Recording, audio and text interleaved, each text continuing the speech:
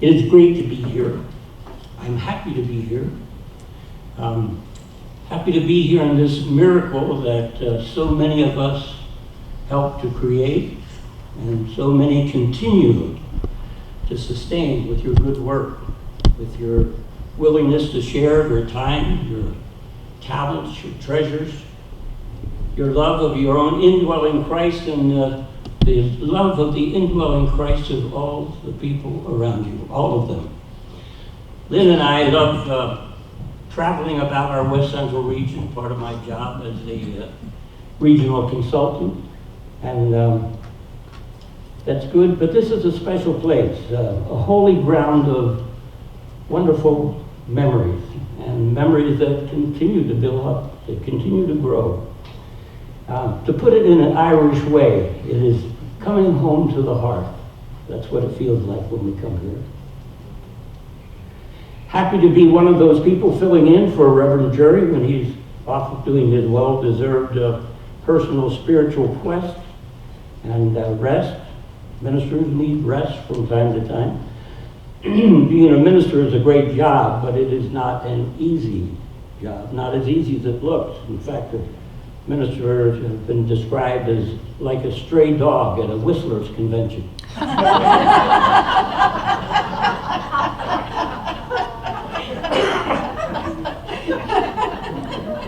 And it does feel like that at times, really. I remember meeting with a minister in an official capacity. The guy I loved, he was a great guy. I'll never forget him because he had these long, wonderful arms and beautiful hands. And he was trying to describe his situation with his congregation. And he said, I am not as bad as they think I am not as good as they think I am. And I'll never forget. And that's the way it is. In fact, that's pretty much the way it is with all of us, is it not? We're all spirit trying to manifest through this human form. Not always easy. Sometimes we're like spiritual caterpillars who want to fly. And ministers want to fly, excuse me, and that's Sunday. At other special times, a time for flying. But a lot of the time during the week, ministers like a caterpillar doing groundwork, and that's not quite as much fun. And ministers always love when somebody asks them, do you have a regular job during the rest of the week?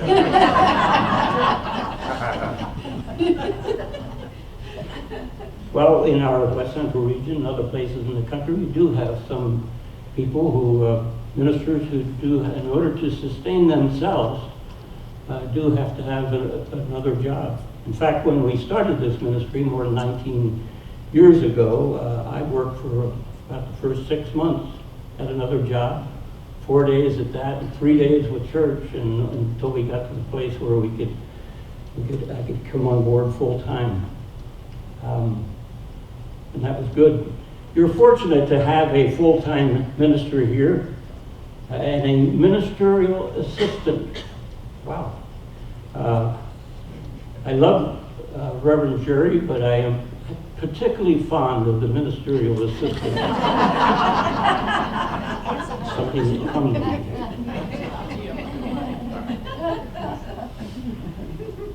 Sundays is a time to celebrate with songs and a message, but you know, sometimes you wonder if people are getting the message. You can't be sure.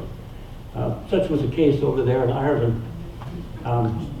Father Murphy was walking into town along this little green and little path, and he sees two of the young men coming the other way. And so he's a good opportunity. So he goes to him and he says, I have a question to ask you. And he says, now be honest with me, be honest. He said, how do you like my Sunday sermon?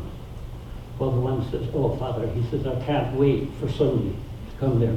But he lifted up again, and that carries me through the rest of the week. It's wonderful, so wonderful. He says, thank you. Turns to the other one, what do you think? He says, I think you stink. Well, he's taken back a little bit, but he reaches in his wallet and he takes out a £5 note and gives it to the guy who said he stunk. And the other one says, what are you doing? He says, I'm rewarding him for being honest. He says, honest as it is, he doesn't even go to our church. I'm the one that told him you stink.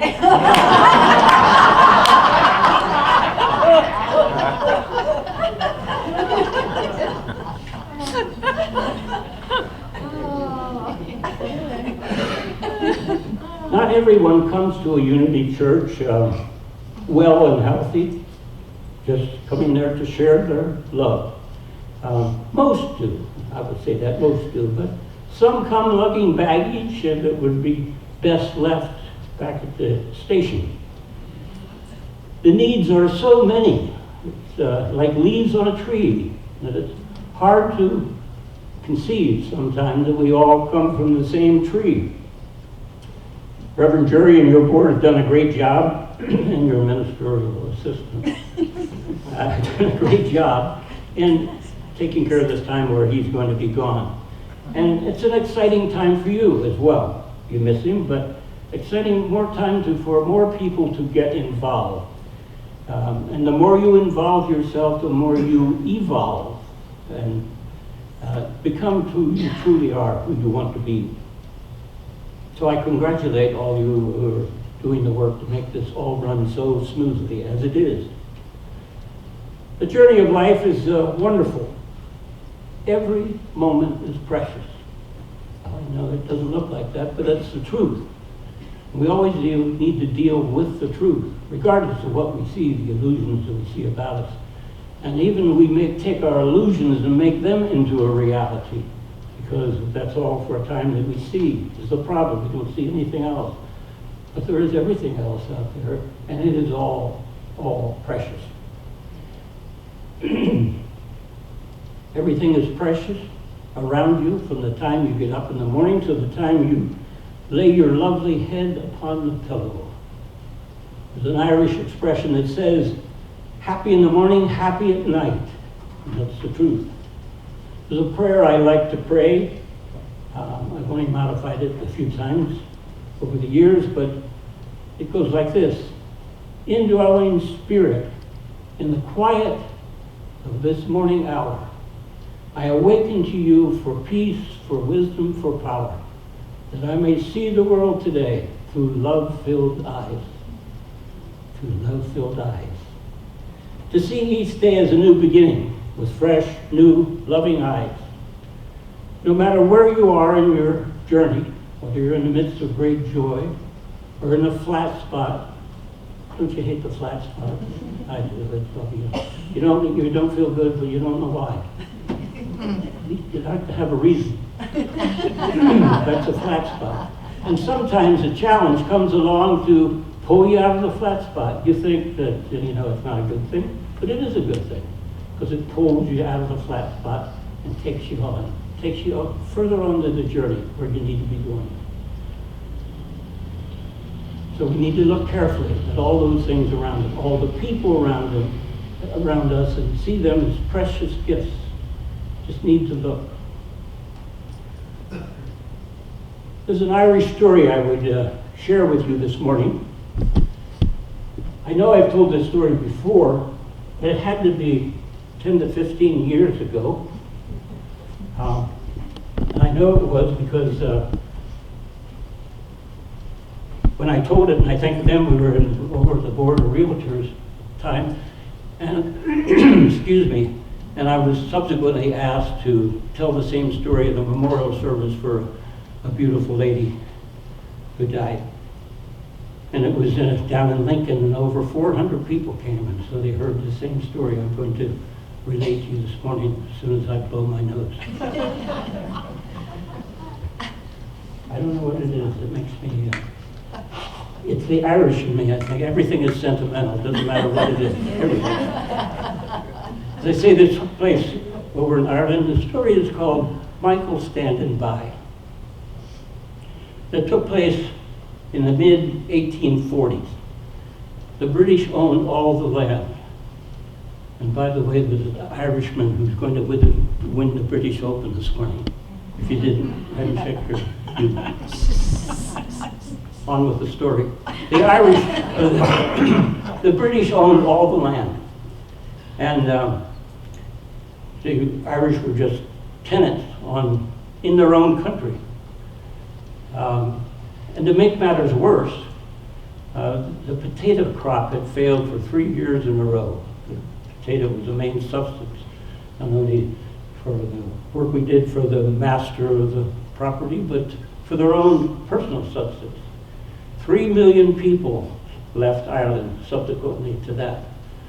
2 million of them left to go to places like the United States and Australia and New Zealand. 1 million of them died of starvation. And there are places in Ireland that still have not been repopulated after that time, back in the 1840s. So it was a time of great trouble and great concern. Kate and Mike owned the property. They didn't own the property, sorry to say.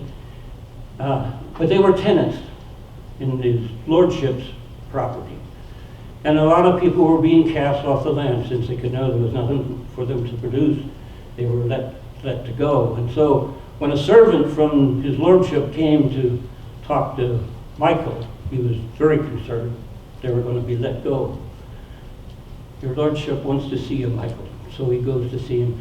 A couple hours later, he comes back and he says, Kate, he says, it's not so bad. He says, his lordship has agreed to pay my passage to the United States. And then once I'm settled, I can call for you to come. He says, there's only one problem with it. He says, I don't know when I'll be called. And so I have to be ready at any moment. And so he took a suitcase like the one I brought here today and packed it with all his things. And everywhere he went, carried it, working out in the fields, going to the barn. When he was going into town for supplies, he always carried the suitcase with him because he had to be ready to go. In fact, he carried it with him so much that people began to call him Michael Standing By. He would go to his pub, his favorite pub, and all his fellows would make fun of him. Michael, I see you still have your suitcase. Yes, he says, I'm still standing by. And they would poke fun of him. And normally what he would do, he would return tit for tat. He would get back at them as good as they got at him. But a strange thing came over him. He began to see those young men who he had grown up with from the time he was a little kid as something special, something precious, like he had never seen them before. And the sound of their voices were so beautiful to him. It just felt so precious that he didn't bother to argue. He just enjoyed what they were saying. He enjoyed to see them, to be with them. Even the pub itself was a place he'd been to hundreds and hundreds of times. Maybe too many times, but he was there. Even the pub, the pictures on the wall of things, he saw them again for the first. This is a beautiful picture. This is a wonderful place. When he walked back through town heading towards home, he thought for first, he said, painted all the stores because they looked different to him. They looked so bright and cheerful. He saw things about them, signs in the window he had never seen before, seemingly. And as he was passing through town, the sun was setting. It was about late in the evening, and it was a glorious sunlight. Well, he'd seen thousands of sunlights, but this was more glorious than any sunlight he'd ever seen. Precious it was. As they came close to his property, to the house, to the humble house where they lived, to him it now looked like a castle. Thinking that he might never see this place again. It was like a castle. And there, standing in the doorway, was Kate. And he had no trouble thinking about her as precious. It had always been that way. Next morning, there was a knock on the door, and it was his neighbor. And he says, Michael, he says, I need to get my wheat in, and there's a storm coming in from the coast. Would you be helping? Well, he was glad to. A chance, probably the last chance he'd ever had to help his neighbor. So he ran back and he grabbed his suitcase and came up. And there was several of the fellas in the cart, and he threw his bag up in the cart and they laughed at him for the suitcase, and off they went. Later in the day, the storm was now coming in. It was dark, and there was a darkness that seemed to come over Kate as she waited for them to come back. Great darkness. And then she heard the rattle of the cart in the lawn, and she went to the door, and there was her neighbor standing there. And she says, I know, I felt it in my heart. Michael is no longer standing by, is he? And as she said those words, she could see some of the fellows carrying Michael across the lawn. And he said to her, "Well, Kate, he was more ready than any we know to be gone. He was more ready."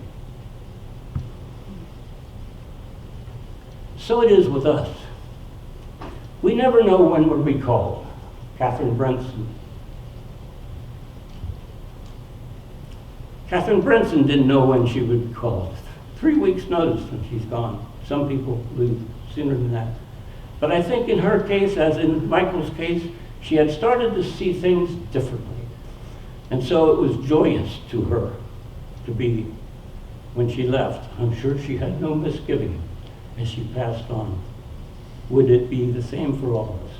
What if all of us went about our lives as if we were standing by, not knowing what tomorrow would bring?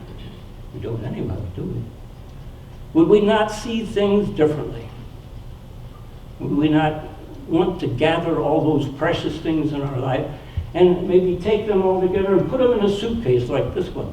I've had this in our living room for a week, gathering things, and thank you fully, Lynn didn't complain. But to gather all those precious things in your life, whether you take a suitcase or something else, and put those things in there. Think of all the things you can gather during the day. Maybe you want to write them down on a sheet. And a place where you can see them, like the suitcase. It shouldn't be left in one place. It needs to be moved around. Because we get too used to things. We get too used to the beautiful things around. We get too used to the beautiful people around us. Too used to them. And we fail to see them all as precious, which they are. Well, I'd like to do a little exercise with you in conclusion. I'd like you to turn to one another, the people on either side of you, and tell them the truth. You are precious. Would you do that now?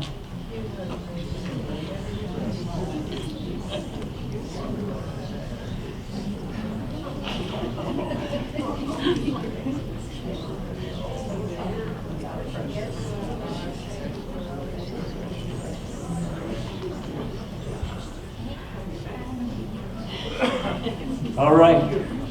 That was the first part, and that was the easy part. The second part is not quite so easy. But before I tell you that, I need to tell you another little story. I've been growing up Irish Catholic, I followed Notre Dame forever, and some of the others of you have. But back in former times, there was a great coach by the name of Frank Leahy, and he's in the Hall of Fame as well, he should be. And at the time, Leahy had a football player playing for him by the name of Szymanski. Well, Szymanski had been at an accident or something, and so he was called to be witness at a court. And he was nervous about it, so he asked Frank Leahy to go with him, and he did. And there he is up in the docket, and they swear him in, we promise to tell the truth, the whole truth, and nothing but the truth, so help you God. He says, I do. Well, the judge was quite taken by the fact that here's this big football player, knew he was from Notre Dame, he had a sweatshirt on, and he says, so you're from Notre Dame, what do you do at Notre Dame?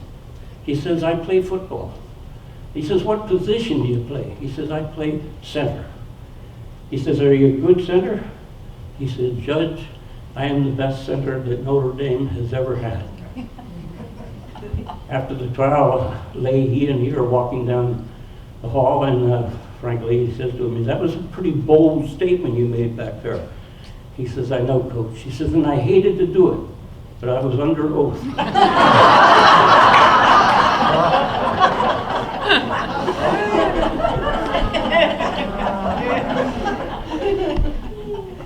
Well, what I'm going to do now, with your permission, I'm going to put you under oath. You don't have to stand up. But if you're willing to do it, I suggest you put your left hand over your heart, your right hand, raise your right hand.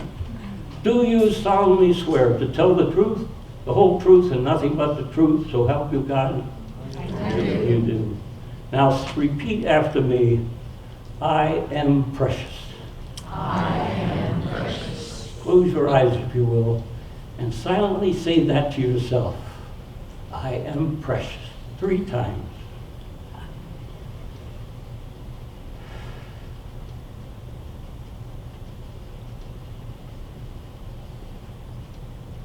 Amen. And you are precious. You're very precious. You're precious to me. So precious that I've included you in my spiritual suitcase. And I hope you have room in your suitcase for me as well. God bless all of you. All those who